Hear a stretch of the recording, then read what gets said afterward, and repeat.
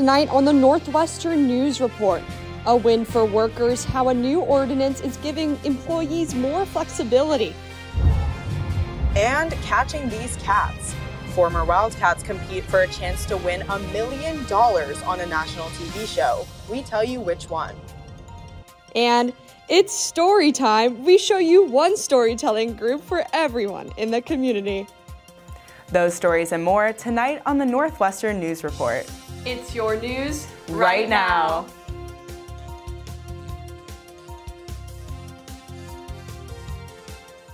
Good evening, and thank you for joining us. I'm Michaela Denault. And I'm Alexia Cadota-Browner. You may be noticing that NNN is looking a little different than usual. Our studio is currently under construction, so we will be reporting from this new temporary studio. We're very excited to move into our newly renovated studio as soon as possible. We expect to begin filming shows there in January. Now let's dive into our top stories. We begin with an update on a story concerning both Evanston and Northwestern. Evanston Police Department recently released information on an increase in fake bomb threats to Evanston public buildings. The Evanston Police Department is warning residents that these swatting incidents, including 2 recent bomb threats to the Evanston Public Library, are not genuine. Evanston PD says that similar incidents have been reported nationwide and that these hoax calls have certain, quote, discernible characteristics and patterns that indicate their lack of credibility. According to EPD, they will continue to evaluate all threats, but will work to, quote, balance the goals of maximizing safety when possible, minimizing disruption.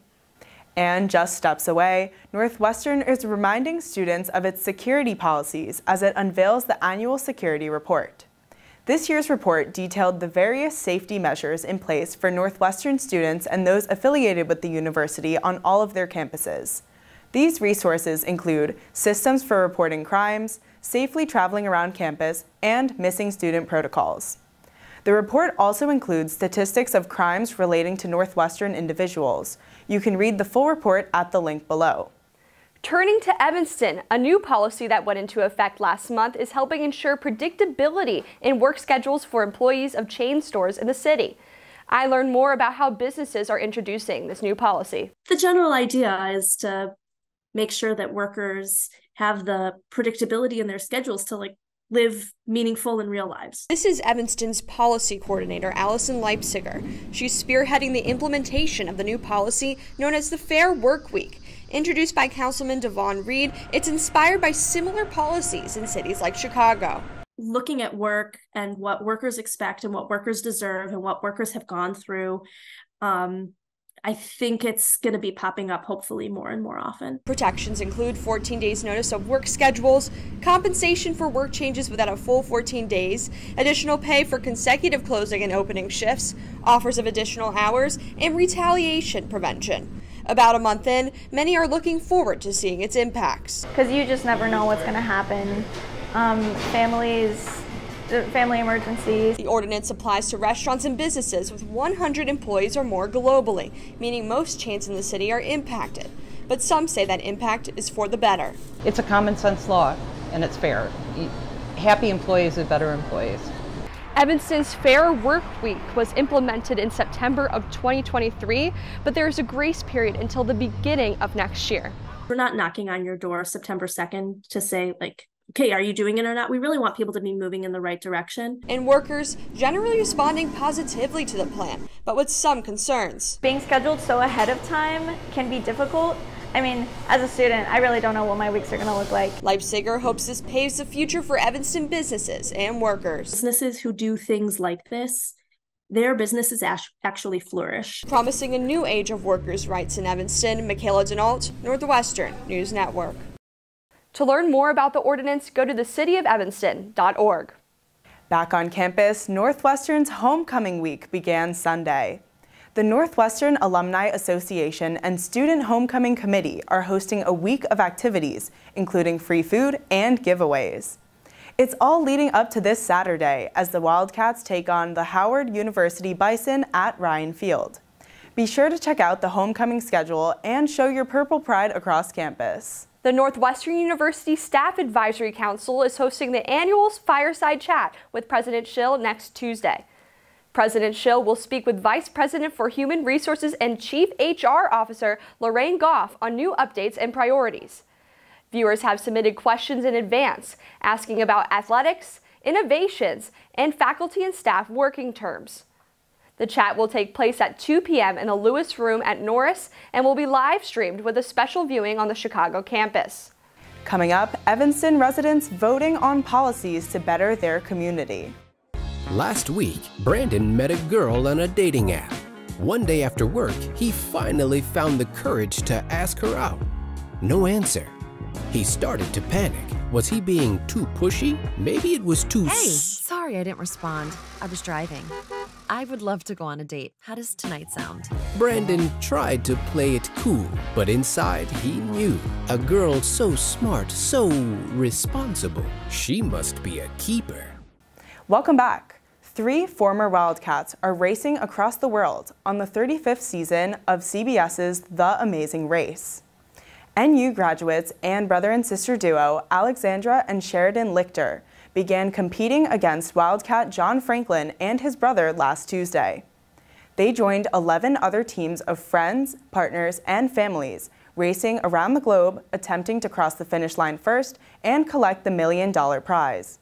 For the Lichter siblings, being on the show is a once-in-a-lifetime experience. It was so surreal for me, like even just being at the starting line of that race, like so many times, you know, I mean, we've watched it since we were little, but to hear Phil, the host, saying like, the world is waiting, go, like, you know, and not through a TV screen, like actually to our faces, that was so cool. While the Lichter siblings were the first team eliminated during the premiere last week, there's still Purple Pride to cheer for, as John and his brother race the remaining teams for the $1 million prize. The second episode airs tomorrow at 8:30 p.m. Central Time on CBS. Mark your calendars. Student government elections are set to begin this week. Voting will span over 3 days, with ballots opening on the 5th and closing on the 8th. Voting will be done online via a link sent to students' inboxes. The ballot count is underway for the Evanston Participatory Budgeting Program, which allows Evanstonians to weigh in on city spending projects. NNN's Raj Ganikar has the scoop on a program giving residents a chance to make their voices heard. Giving real people power over real money. That's the idea behind Evanston's Participatory Budgeting Project. It's a process where community members get to directly decide how to spend part of a public budget. The City of Evanston allocating $3 million in funding from the American Rescue Plan Act. The city received $43 million and allocated the rest of that $43 million to other projects, but decided that they wanted to do a public participatory process for these $3 million. Similar participatory budgeting proposals have happened in other cities, nearby in Chicago's 49th Ward and in bigger cities like New York City. But this is the first time the city of Evanston has tried to do something like this. After input from the community, a small committee narrowed the over 1,300 options down to 20 proposals. Voting began on September 1st and closed Saturday. Community members once again get to have their say on how the money should spend these funds through a public vote. However, this public vote caused some confusion. Because it's a new idea, it's sometimes difficult to explain. That's why the committee hosted an expo at Levy Senior Center in Evanston, where they educated voters before the ballots closed. You know, maybe there's a homeless person that doesn't have access.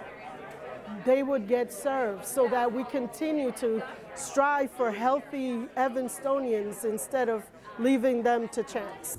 This proposal, a $2.5 million mobile dental van, aims to provide dental care to the economically disadvantaged.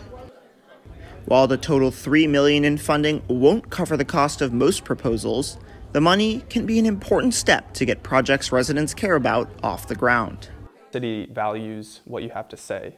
Now, committee members will tally up the votes and decide which proposals will be awarded the funds. Raj joins us now in the studio. So the budget is $3 million, but you said that's not enough to fund most of these projects. How will this money actually work to benefit them?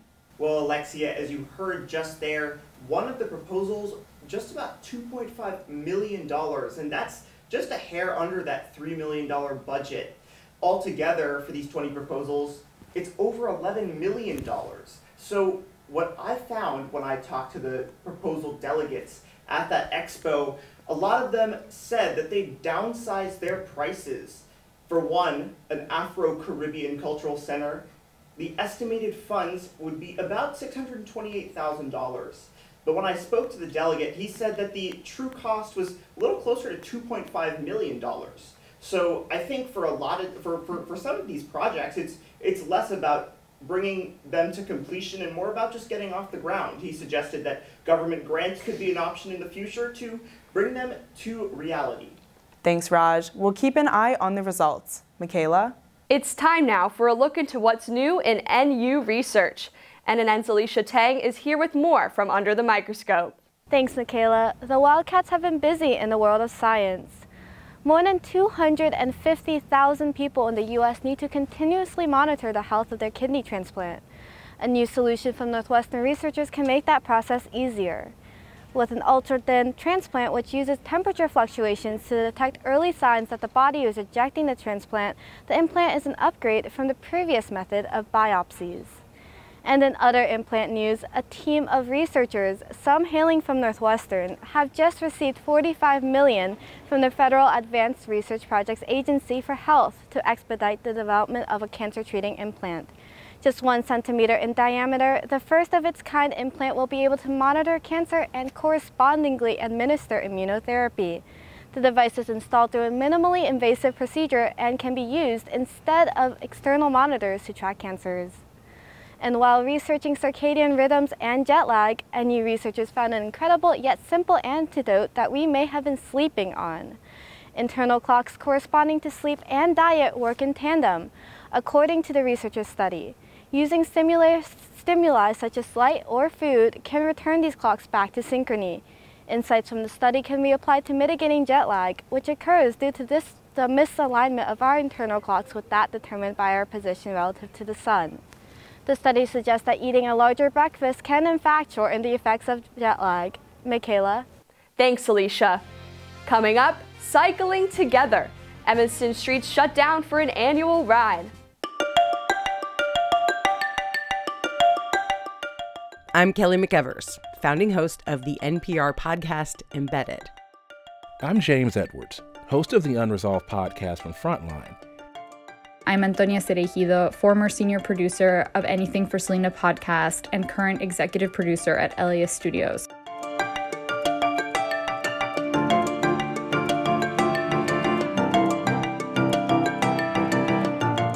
The city of Evanston held its annual Bike the Ridge event last Sunday, shutting down Ridge Avenue for a morning of fun. NNN's Micah Sandy takes us on a ride to learn more about this wheeling good time. The sun heats up the day, perfect weather for Bike the Ridge, a yearly event that turns Ridge Avenue into a street-wide bike lane. Goes from Church Street to Howard Street.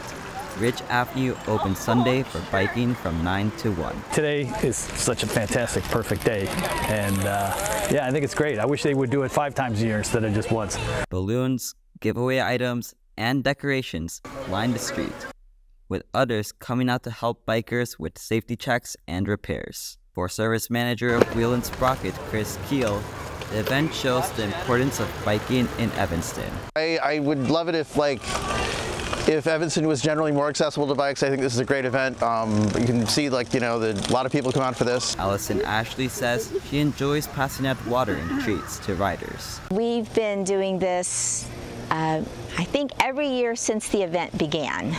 It's a wonderful way to welcome Evanston into the front yard of our church. The church also offered a bike blessing, which commenced after Queen's bicycle song played on its bells. Today we ask your blessing upon these your servants and upon their bicycles. Not only does Bike the Ridge offer opportunity for bikers, but also for people with roller skates, skateboards, scooters, or even just their running shoes to make their way down Ridge Avenue. Kids seem to be having a blast. You got every kind of vehicle you could imagine, from scooters to kids on skateboards and all kinds of different stuff. Some attend the event for the first time. Others make a tradition of biking the ridge yearly. I do that every year. I will do it in the last hour today from 12 to 1. I love to bike. My bicycle's here. I'm planning to get it blessed. I cycle for transportation and for fun. And the event wasn't just for humans, but for dinosaurs too. World Center Properties Assistant Kathy Parsons, a regular event participant, says her costume shows the fun of this day. Everyone is so happy, and I wave, and I just want to make everybody happy today. Creating community through cycling, Micah Sandy, Northwestern News Network. Thanks, Micah. And from the road to your plate, Norris is opening 2 new restaurants this quarter. CM Chicken features boba and Korean fried chicken on the bottom floor. And on the first floor, Shake Smart is serving acai bowls, smoothies, and sandwiches. Shake Smart is a chain that operates 40 locations exclusively on college campuses. Students can place their orders through kiosks or on the phone, and meal exchanges can be used between 8 and 11 a.m. to 2 to 4 p.m. Students can also upgrade a meal exchange for $1, $2, or $3 around campus. Now let's get the weather forecast with NNN's Naya Reyes. Naya? We've been getting some unseasonably warm weather this week, and we've still got some of it left. Tomorrow we'll have a high of 82 and a low of 65, but we're going to see some more clouds than sun. Thunderstorms are rolling in the evening, and they'll stick around through the night.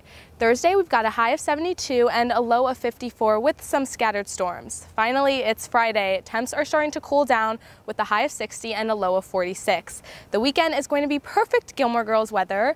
Saturday's got a high of 54, but we might see some sun. In the evening, temps will drop to 44. And there's a high of 57 and a low of 45 on Sunday. On the bright side, we should see some more sun, but more importantly, the chances of seeing Taylor Swift at the Chiefs game are also pretty high. So we've got a lot to look forward to. Back to you guys. Thanks, Naya. A new app is making it easier for students to find buddies to join in activities around campus. Down 2 lets students find other people to join them in outings like going to the gym, grabbing a bite to eat, and hitting the books, among other outings. It's free and open exclusively to NU students. Once students create an account, they can connect with friends and see who is down to hang out. After the break, a new monthly storytelling event is hitting Evanston. I'm Kelly McEvers, founding host of the NPR podcast Embedded. I'm James Edwards, host of the Unresolved podcast from Frontline. I'm Antonia Cereijido, former senior producer of Anything for Selena podcast and current executive producer at Elias Studios.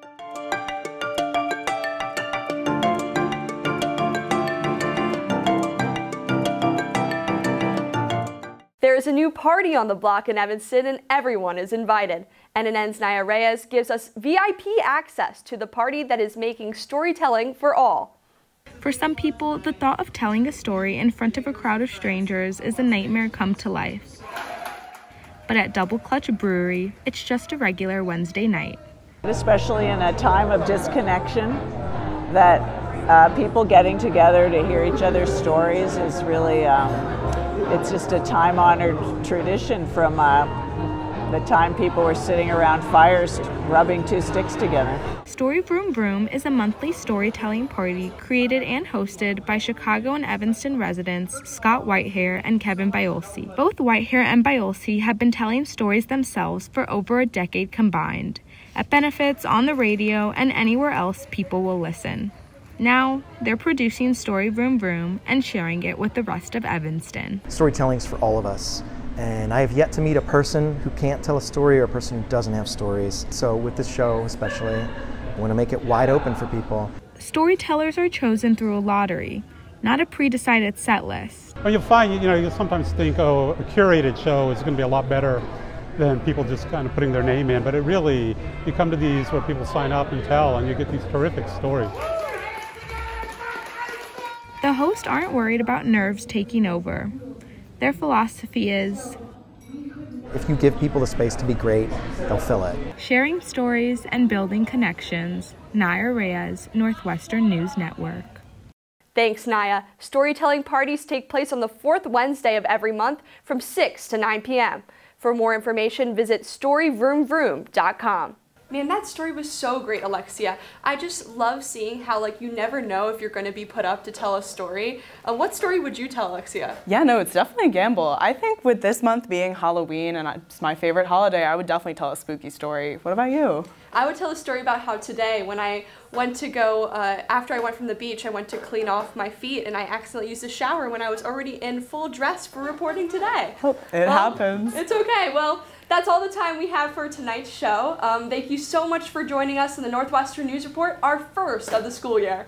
Thanks so much for watching. Stay with us throughout the quarter as we report to you from our temporary home. I'm Alexia Cadota Browner. And I'm Michaela Denault. Have a good night.